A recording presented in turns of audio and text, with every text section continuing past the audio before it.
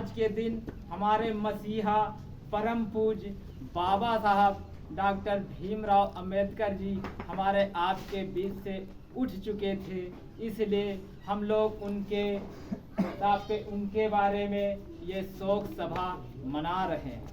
साथियों, जो कि आज बाबा साहब से संबंधित ये बैठक है, इसलिए इतिहास के दूसरे भाग पर न जा कर के दो चार शब्द टूटे फूटे बाबा साहब के बारे में ही बताना चाहते हैं।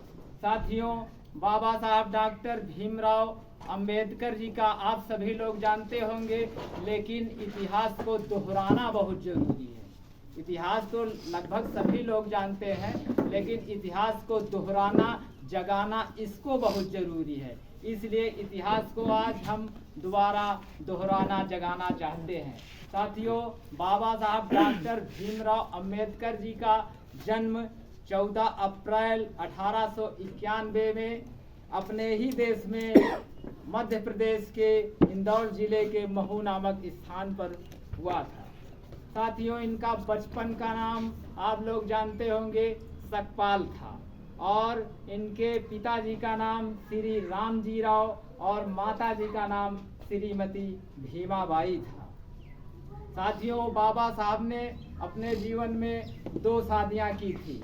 इनकी पहली पत्नी का नाम श्रीमती रमाबाई अंबेडकर और दूसरी पत्नी का नाम श्रीमती सविता अंबेडकर था।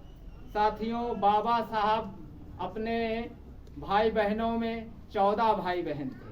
ये सबसे छोटे यानी 14वें रत्न थे।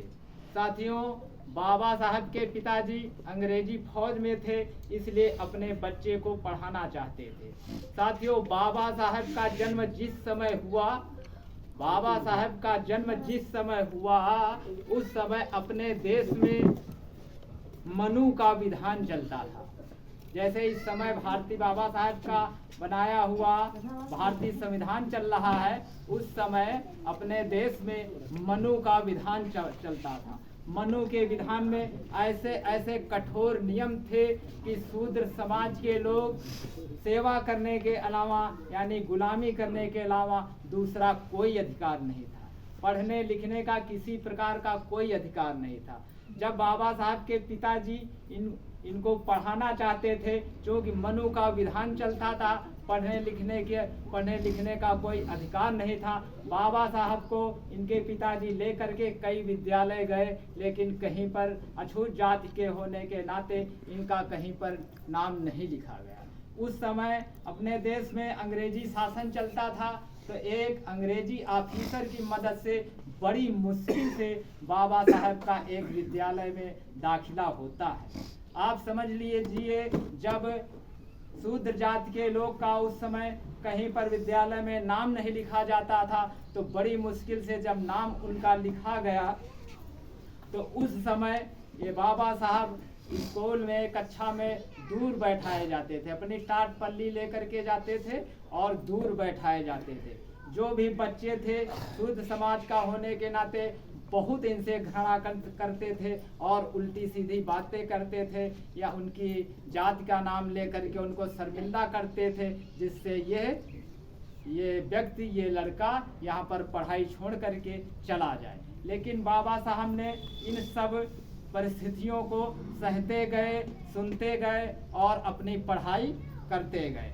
साथियों, बाबा साहब दूर बैठा ले जाते थे। आप लोगों को मालूम होगा कि बाबा साहब को अगर प्यास लगती थी तो हो सकता अगर कोई बच्चा पिला देता था पानी पी लेते थे, नहीं तो प्यासों इनको रहना पड़ता था।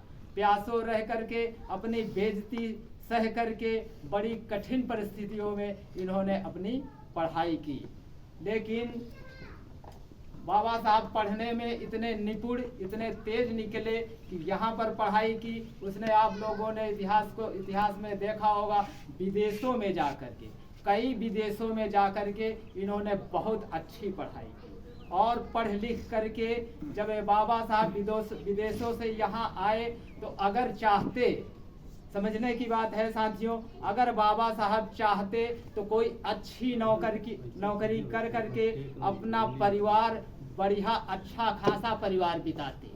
उन बाबा साहब के सामने दो विकल्प थे, या तो अच्छी नौकरी कर लें, उसके बाद अपना परिवार अच्छी तरीके से जिंदगी गुजारें, अच्छा खाए पिए, अच्छा परिवार अपने परिवार की जिंदगी गुजारें। दूसरा विकल्प ये था कि जो इनका समाज था बहुत ही परेशान, मनु का विधान चलता था, बहुत ही प्रताड़ित किए जा रहे थे, हम और आप लोग बहुत ही प्रताड़ित किए जा रहे थे। तो दूसरा